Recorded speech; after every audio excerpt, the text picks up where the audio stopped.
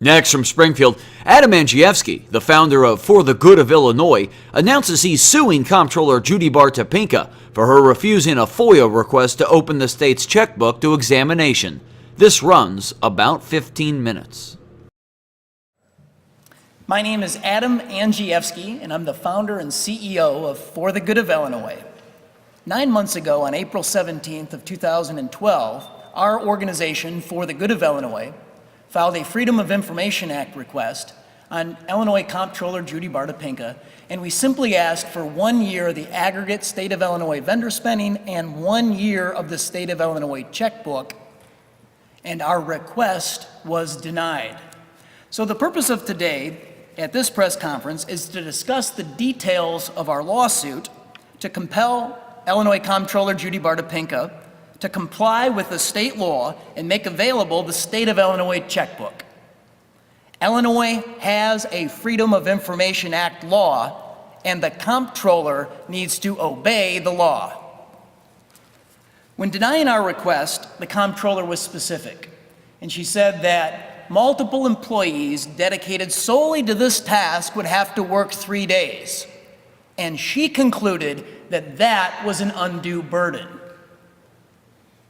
What she didn't tell you is that she has 305 employees and a total payroll budget of $14 million per year, and that fulfilling this request would be less than 1/10,000th of existing budget resources. That is not an undue burden financially or an undue work burden.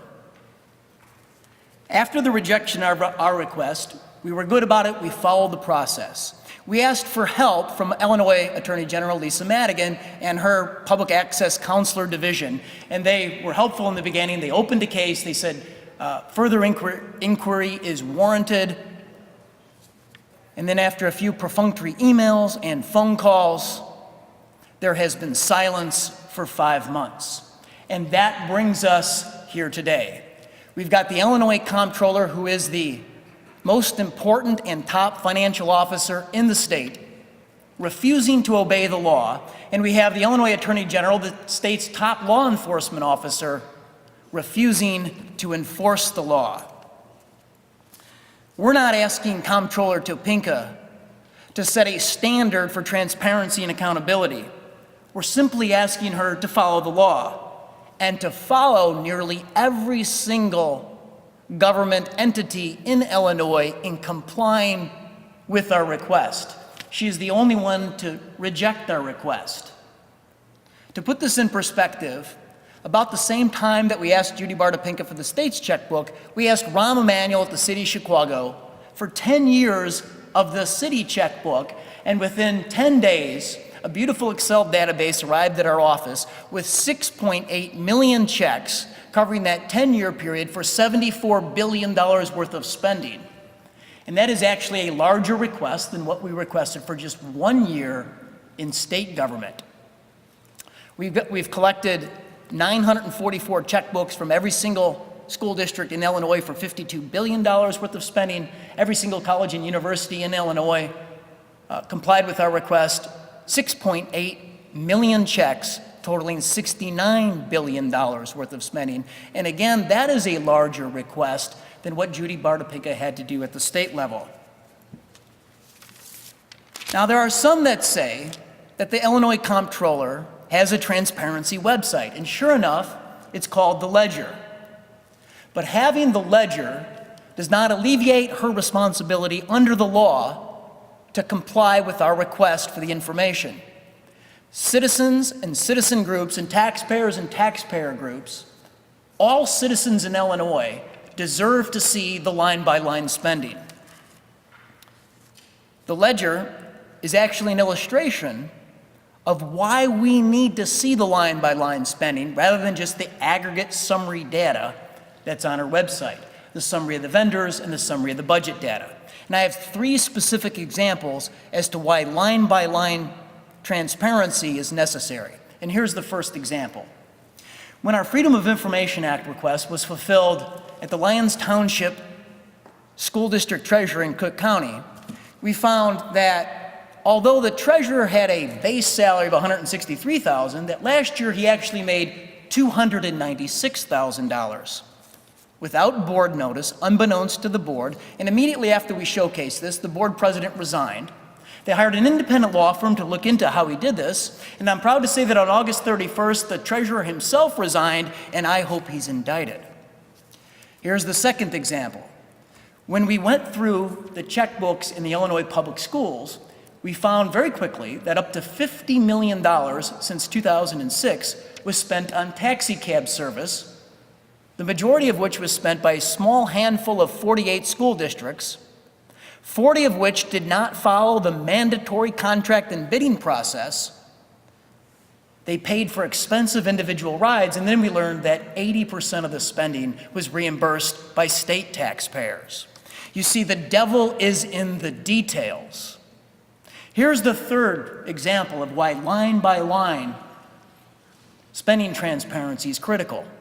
When our Freedom of Information Act request was fulfilled by the Attorney General of Illinois, Lisa Madigan, we found that one of her patronage hires, one of her political hires, a supervising attorney, actually lives in Michigan, 2 states from Illinois.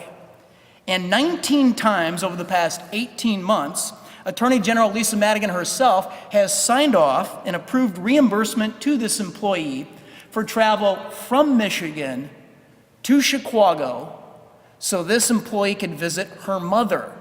It's 506 miles round trip. And we know this by virtue of the travel voucher from the employee. Furthermore, the checks come from an account named in-state reimbursement for employees. Except this employee lives 2 states away. This is not in-state travel. Certainly, it's out-of-state travel. Let me be perfectly clear. Illinois Comptroller Judy Barr Topinka needs to obey the law and fulfill our request for the state of Illinois checkbook. Citizens deserve to see the line-by-line spending, and the comptroller needs to obey the law, and the Attorney General in Illinois needs to enforce the law. Show us the money, fulfill our request for the state's checkbook. I'm available for questions.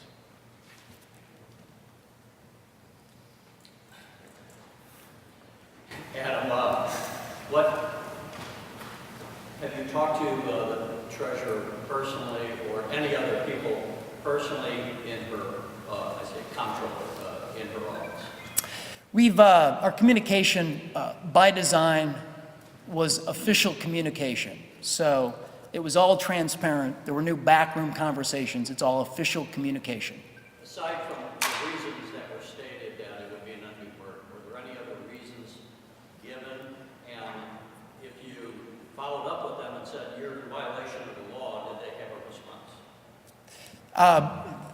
Can you please state your question again, Terry? Well, aside from them saying that having 3 employees work for 3 days was an undue burden, did they give you any other reason?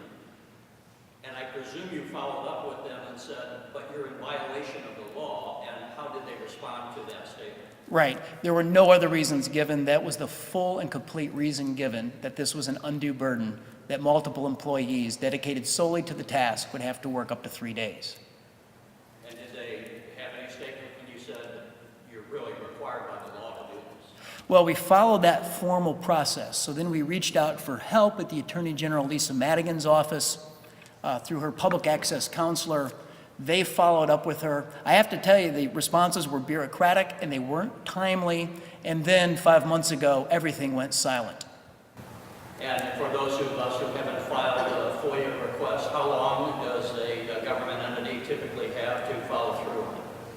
Well, the first response must be within 5 days, and then they can extend that response time and have conversations with you on the fulfillment of it. This happens frequently. We're always really good about that and generate a lot of latitude for the government entity to respond to our request. Look, the last thing that any of us wanted to do today is to be here having to sue the state of Illinois to simply get the information on the public's right to know. Can you give, a lot of people haven't followed for the good of Illinois, so relative to the overall mission, and you gave some examples of what you're trying to find out. What's the larger mission? What are you trying to, let's say, with the comptroller? What is it you would want to find or are looking to check up upon? Well, I think all of the information would be very interesting.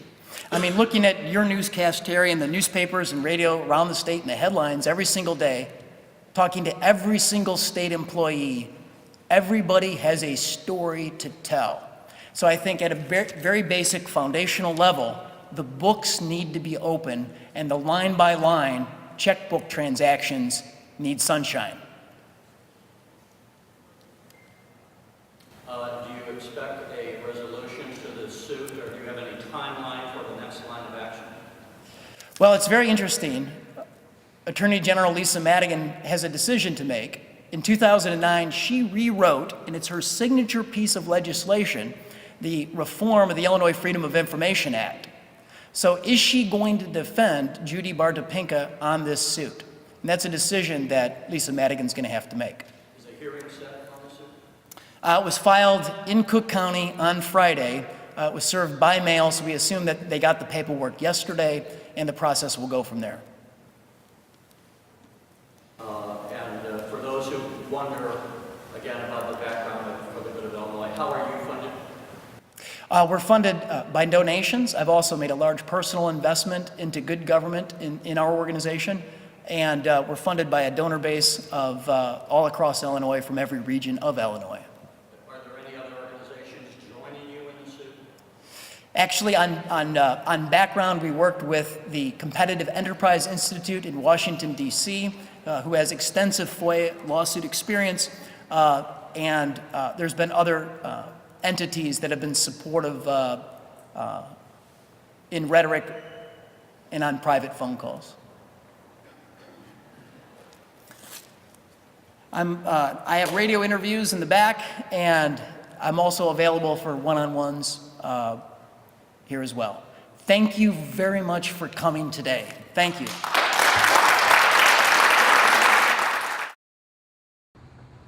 You're watching the Illinois Channel, an independent nonprofit corporation formed to provide gavel-to-gavel coverage of Illinois state government and other public affairs events taking place across Illinois.